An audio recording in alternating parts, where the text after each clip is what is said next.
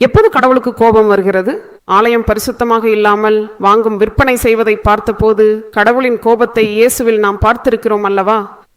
இயேசு கிறிஸ்து மேசைகள் அனைத்தையும் கவிழ்த்து புறாக்களை எல்லாம் பறக்கவிட்டு அந்த பணப்பைகள் அனைத்தையும் எறிந்தார். அதாவது அவர் கோபப்பட்டார். அதாவது ஆலயம் பரிசுத்தமாக இருக்க வேண்டும். அப்படி என்றால் ஆலயம் என்பது வெறும் மனிதர்கள் கட்டிய கட்டிடம்தானா? நம் இதயம், நம் உடல், நம் தேகம் கூட பரிசுத்தமாக இருக்க வேண்டும் என்று அவர் விரும்புகிறார். இன்னும் எப்போது தேவனுக்கு கோபம் வரும்? பரிசுத்த ஆவியை நாம் துக்கப்படுத்தக்கூடாது. பரிசுத்த ஆவியை துக்கப்படுத்துவது என்றால் என்ன? பாவம் செய்யக்கூடாது, பரிசுத்த ஆவிக்கு எதிராகவும் பேசக்கூடாது என்று சொல்லப்பட்டுள்ளது. அதாவது இதன் அர்த்தம் கட்டளையை மீறினால் கூட தேவனுடைய கோபம் கீழ்ப்படியாதவர்களின் மீது வரும். நமது தேவன் அன்பின் உருவம்.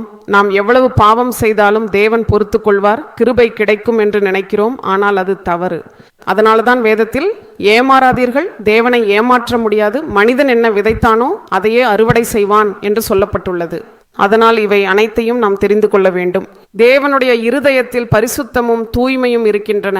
தேவன் எப்போதும் பாவத்தை பொறுத்து கொள்வதில்லை, பொய்யை பொறுத்து கொள்வதில்லை, தேவன் அசுத்தத்தை பொறுத்து கொள்வதில்லை.